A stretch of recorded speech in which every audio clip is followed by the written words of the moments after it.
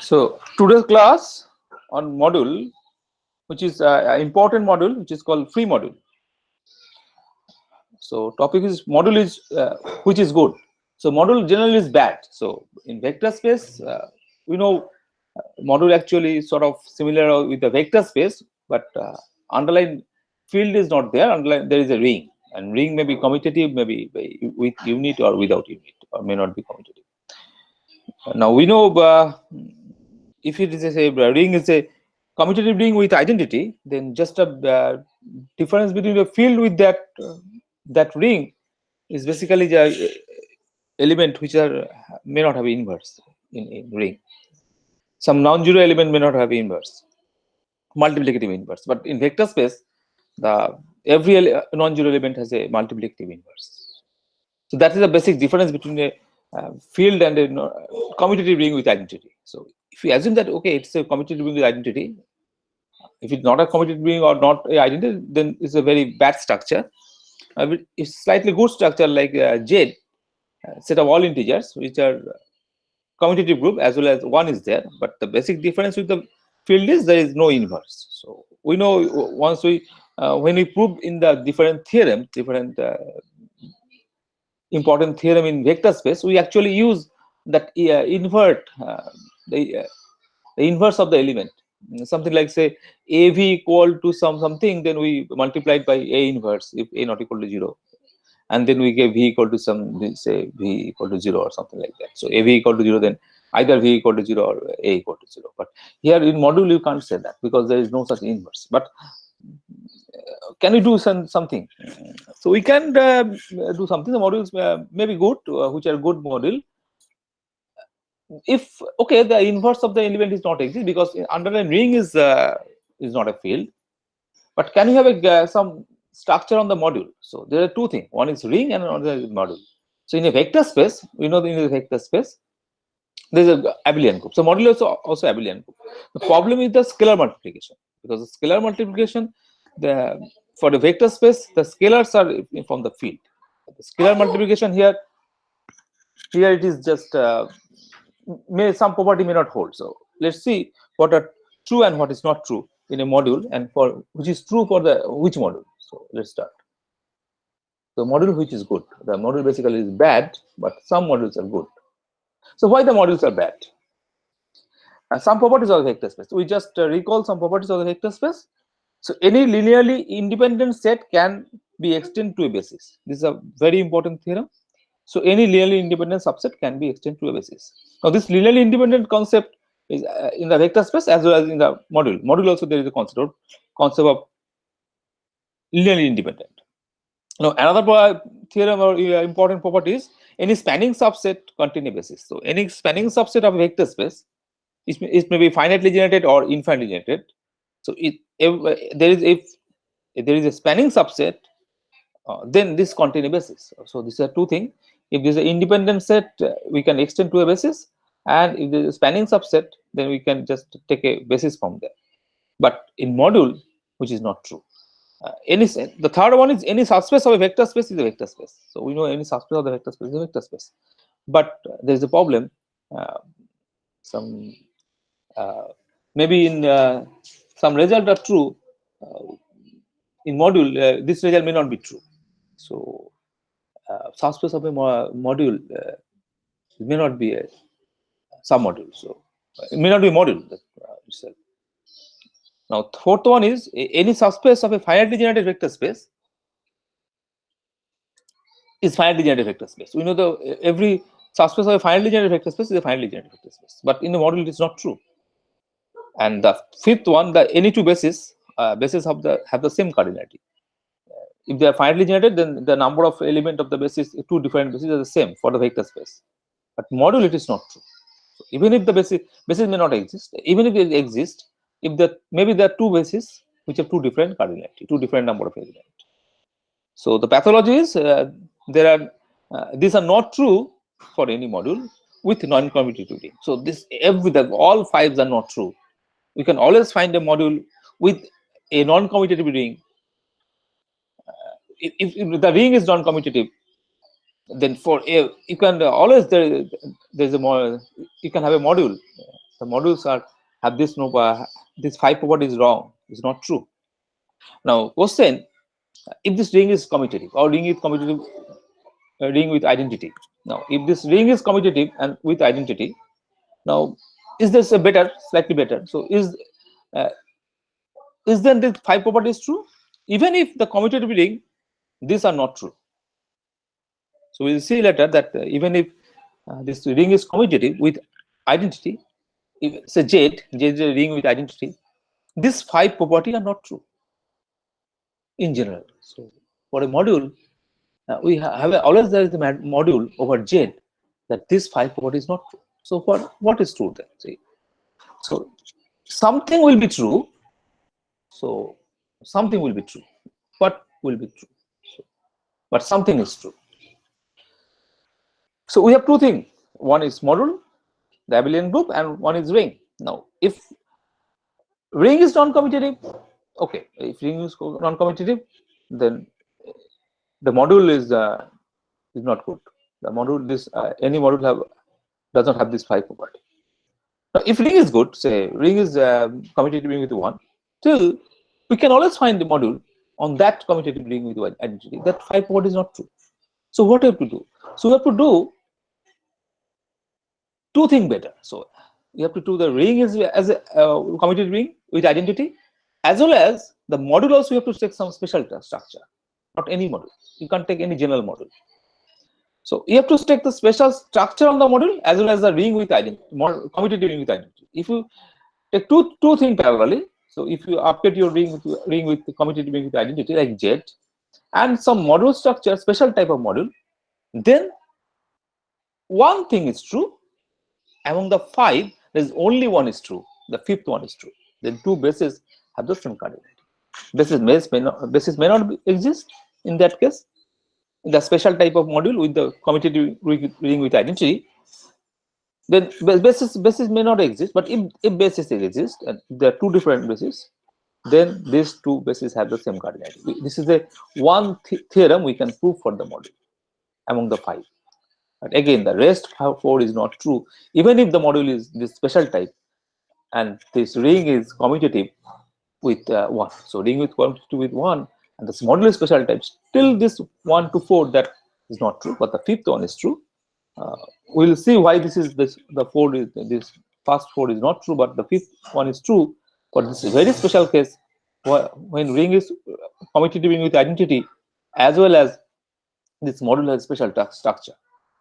And if you just lose one thing, if you lose the module as a general module, not the special structure, or even if the module has a special structure, but the ring is not commutative, we lose this 5th property also.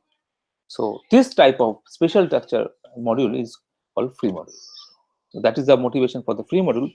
So free module is such a special structure. At least we can say one theorem that 2 bases have the same cardinality. Again, remember this is for a ring with commutative ring with identity. The free module over a commutative ring with identity has only this property, the 5th one. So something is true. So that's why the modules are bad, but free modules are in some sense good when the ring is commutative and 1 is there. So what is a free module? So we have to know some different terminology from the vector space. We know what is the spanning set. Spanning set is a set. So if it is a spanning set, maybe say it is a finite spanning set. So x1, x2, xn is a spanning set. No, is a spanning set. When it is spanning set, if for every element in the vector space, so if every element is now it is a module, we can write that you can have a C1, C2, Cn, C1, C2, Cn in this ring. In vector space, it is a field such that C1 x1 plus C2 x2 Cn xn, x is equal, it can be written as Cn xn. So this is called the spanning set. So if you can write that any element of this module in terms of this set, element of the set, then it's called spanning set. Now what happens if the spanning set is infinite? So let is a spanning set which is infinite. Now, what is the definition then? This infinite spanning set. So again, if X is M, then there is an n natural number. So you have, because this number of element is infinite, so you have a natural number n, and you have there exists some elements x1, x2, xn in S. So, and there exists some scalar c1, c2, c. So you are not taking all this element of this of this spanning set. You are taking just finite element such that this happens. Now, sometimes we write this as a x equal to from I overall this xj. These are x's are in ci's are in R, and x's are in S. But this sum is finite. Sometimes we write this sum is finite. So finite sum. So we have to take the finitely many such. So that means the ci's are 0 except for finitely many non-zero ci's are there. So this is called spanning set. This definition is true for vector space also, and this is the same definition for the module also. And this set is called spanning set, the generator, and this set what span this or linear span in vector space, that is also spanning set. So this is also called generator. So it's called span. That's the set which generated by the generators is called the span. So two things: one is the generator, one the span. The generator is the small thing, the small set that x1, x2, xn, and set of all linear combination is called span of this subset. So what is finitely generated module? We know, like finitely generated vector space, the finitely generated module is there is a finite subset of that module which generates that module. So there is a finite generator. So there is a generating set which is finite. Now we know in vector space, if it is a finitely generated vector space, then any infinite set is not independent. It's a dependent, but module, it may not be true. We don't know whether it is true or not. So same definition in vector space. Modules have this the same definition, similar definition, like finitely generated module, spanning set, or generator.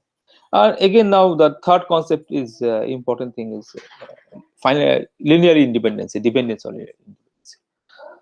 So what is the idea of linear independence? We know this idea is x1 x1 c1 x2 c2 xn cn is 0. Then we know this is x1 equal to x2. Then we call this x1, x2, xn are linearly independent. The set is linearly independent. Now, if we have some scalars which is non-zero, but still this linear combination is 0, then we say this set is linearly dependent. Now in module, the same definition, we use the same definition, exactly same definition.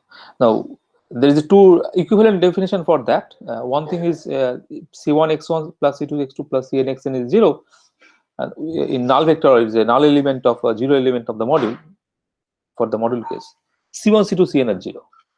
Now there is one more thing for linear dependency. If any vector, if you write, you can in terms of the linear combination of this x1, x2, xn. So this equivalent thing is this. So if any vector can be written, or in module, any element, if you can write in terms of that, then c1, c2, cn are unique. This is unique. So this representation is unique.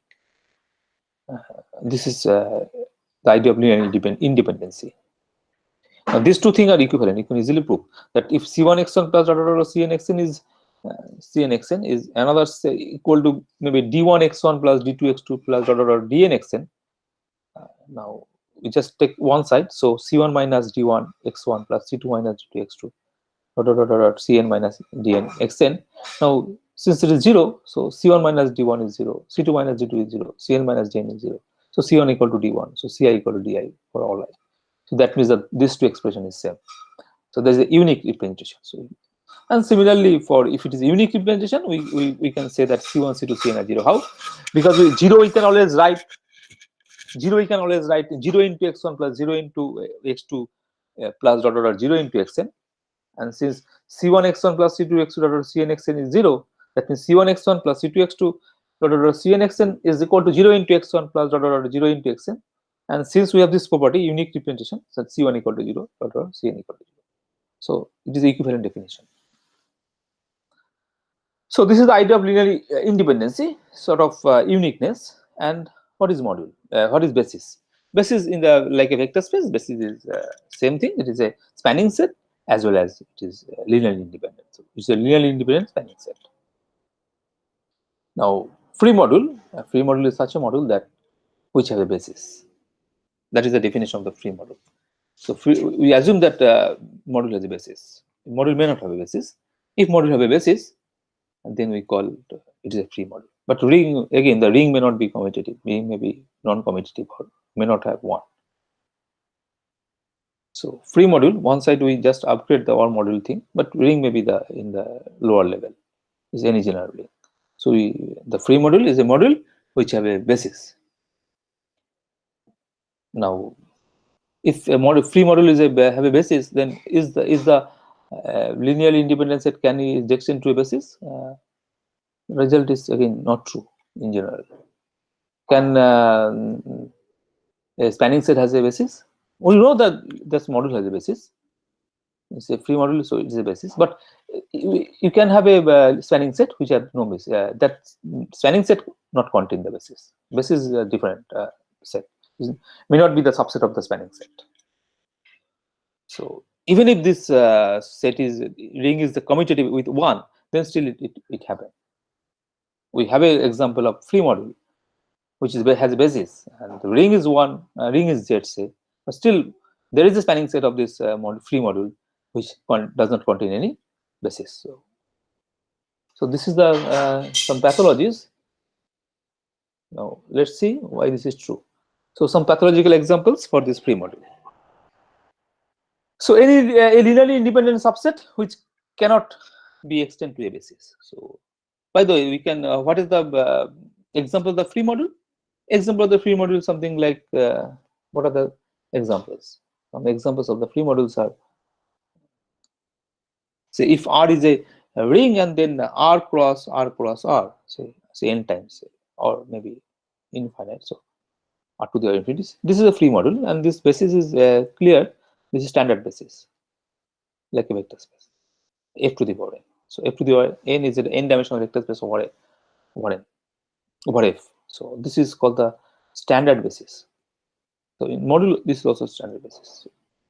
So we can write any element of the module in terms of this. It is easy. The elements are in a module. Module is the Rn. R is a ring. So if any element is a C1, C2, Cn, then we write that C1, C2, Cn, that module element of the module, like C1 into the first element of this standard basis plus C2 of second plus order Cn in the second last element of the basis. So this was standard basis. So this is the example of free module. So there are other examples of free module also. So these are very just easy and trivial example of this free module. Oh, we should give a example of non-free module, so which is not free. Now, say Z is the module. Z is the module. Sorry, Z is the ring. Z is the ring, and there is the abelian group, say finite abelian group. Finite abelian group. Abelian group over this. So we know finite abelian group M. This M is module over Z, and any abelian group is a module over Z. We see in the first class that any abelian group is a module over the Z. So there is an abelian group, but this abelian group is finite. Now the ring is Z, commutative ring with one, but still this is not free. Why this is not free? Why this is not free? So the idea is, say, okay, it's free. It's a basis.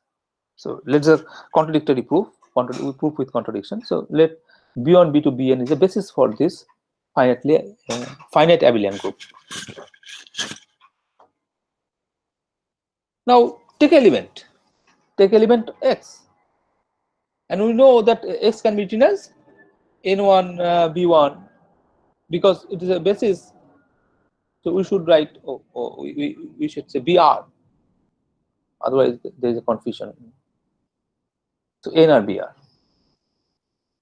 Now, since x is element of this M, now since is a finite abelian group, we know that if x plus x, then 3x, 4x, x plus x plus, there is an n such that nx is 0. There is an n such that nx is 0. It can't be true that x is x, 2x, 3x, all is different. It can't be true because there is only finitely many element. Like it's a group like modulo congruency. The modulo congruency with 5, modulo 5. Then other than 0, every element as this order is 5. So element has its finite order. Now what happens? So if nx is 0, then what we get? We get n1 b1 plus dot dot dot n nr br, which is 0. Now still this is a basis. We write that x in terms of that, we can write. And since it's a basis, it is independent. So that means n1, n is at 0. But how can be n as 0? Because now ni and n are all natural number or non-negative integers. So only it can be, so all the ni's are 0. And if all the ni's are 0, then x is 0. So if you take a non-zero element for in module, there is a contradiction. So that b1, b2, br cannot be a basis. So this is the example of module which is not free. Now we see some other example, some pathological examples. A linearly independent subset which cannot be extended to a basis. Again, take the module as a z and z over z. So take the module as a z and your ring also as a z. So z over z. So it's a module. Z over z is a module. Any ring over that itself is the module. Now, so this is the basis.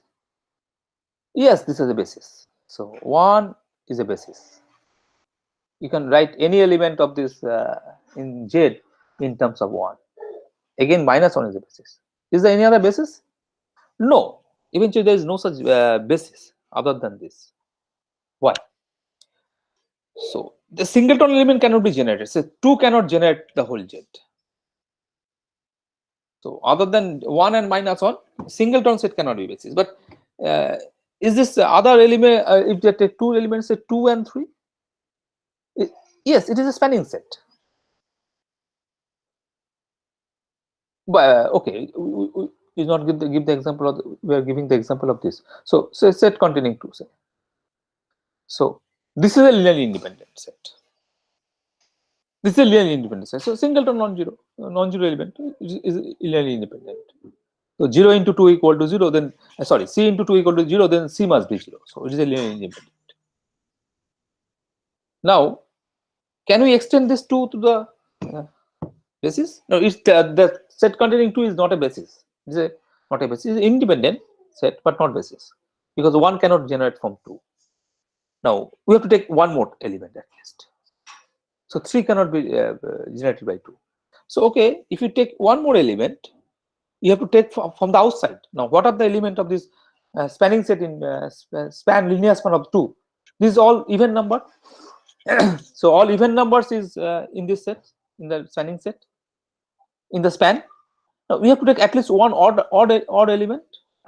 So if you take one odd element, then 2 and say another odd element, say x is an odd, then 2 and x generates this z. Obviously a odd and a even element, this 2 with a odd element, not all even and odd, 2 and a other odd element is generates actually 1. So we can always write 1 in terms of 2 and x, that odd element. Now, once we can write 1 in terms of 2 and x, linear combination of 2 and x. Remember, this x is odd integer. We can write any integer in terms of x and 2. Now this is not a independent. This can't be independent. Why? Obviously, it is not. Why it is not independent? Because we have x into 2 plus minus 2 into x. This is 0. you have two non-zero element, x and -2, but the linear combination is 0. So this can't be an independent set. So it can't be a basis. So it is generates, but it's not a basis. So there's an example where 2 is an independent set, but it can't extend to a basis. So this is a pathological example for the first one. Now again, a spanning subset do not contain a basis. The same thing, take 2 and 3. If you take 2 and 3, this span Z, but this does not contain a basis, because if you take only 2, this is not a basis. If you take only 3, not a basis. So a spanning subset do not contain a basis. So what is the example of the third one? The subspace, which is finitely generated free module, is not finitely generated as well as free. So there is a module which is a finitely generated and free, but the submodule, it should be submodule, not subspace. Sorry, it should be submodule. It's a submodule. Mistake. So a submodule of a finitely generated free module is not finitely generated as well as not free. So what is the example of that? So this is slightly complicated. We know we have to deal with some polynomial ring with several variables. We left this for the next class, this example. We'll show in the next class that how there is a submodule of a finitely generated module is not free as well as not finitely generated. So next one, a free module which has bases having different cardinality. Now there is a free module, so this is a basis, but this has a two different bases. Still, the elements are different. Number of elements are different. But we know you have to take only for non-commutative ring. If it is commutative ring, and there is a module, a free module, if the free module has two different bases, and the ring is commutative with one, then this result is true that two different bases have same cardinality. So to show that the two different bases have the cardinality is different, we have to take the ring as a non-commutative part. So this is also slightly complicated. So like V is a vector space over countable basis. So this is a countable basis, vector space for countable basis. There are countable number of elements, so it's countable dimension. Over is a division ring. So vector space don't take a over field, so take the division ring. So now this is not a vector space, this is a module now, because the underlines say this is not a field, it's a division ring. Commutative part, we just drop the commutativity of this from the field. So it is a division ring or skew field. Now V is a module, because this ring is not field. Now take R as all the endomorphism from V to V over D. Now we can show that easily that R is free. R is free, and with the basis just R is free over R, R is take. So because the same ring, we can prove that R is ring, and this is free over R, and the basis is just singleton one. Any ring. Now this is a division ring, so one is there. The only non-commutative part is dropped. So any ring with a one, this ring is a free module over that same ring. So this R acts as a ring as well as the module, and then the basis is just a one, because one is there. Now for any given integer n, we can show that Bn, say Bn, F1, F2, Fn, these are endomorphism. This always have a basis, so we can prove that this R has a basis over the D over D. Now R is a basis over D. Now D is a ring with Bn is a basis of that Bn is a F1, F2, Fn. These are element of R, F1, F2, Fn. Now we are taking R as now module, and D is now the D. So this set of endomorphisms is the function from V to V. This is actually a function, is F1, F2, Fn. Now this have a basis. We can show that this have a basis. If it is a finitely generated, Now we define some f1, f2 in some manner, some typical manner, and we can check that this there are two different bases. You can generate two different bases such that we can have a two different bases, another basis with a different number of element. So this example is also slightly complicated. So we can find two different bases for this n-morphism ring over a division ring, which have different number of element. So there are two things. This is also complicated, third one, and this one is also complicated. But first two is very easy to see that these are not true for a general module, or at least for free module also, and for general ring. And even if it is ring is commutative with 1, then this result are not true. What is true? The only thing is true if it is a free module over a commutative ring with 1, that means a basis. And if this has a two different bases, then these two bases have the same number of elements. In next class, we'll show that this result. We'll prove that result, that a free module, that means with a basis, if there are two bases and the ring is commutative and ring with 1, then these two bases have the same number of elements. And we'll see this example also, that why this finitely generated free module may not have finitely generated or free submodule. Idea is this: you take R as a K as a field, say K is a field, and we take the set of all polynomial, and now these polynomials are infinite. The polynomials over the infinitely many variables. It's not a single variable. It's the polynomial with infinitely many variables, like x1, x2, different variables. Now, any kx, if k is a field, then kx is a ring. This is called polynomial ring, and this ring is actually this is not a finitely generated. Basically, this is not a finitely generated. Okay, this video is going too long. We will see in the next class specifically this example, why this there is a module, finitely generated module, free module, which is not finitely generated as well as free.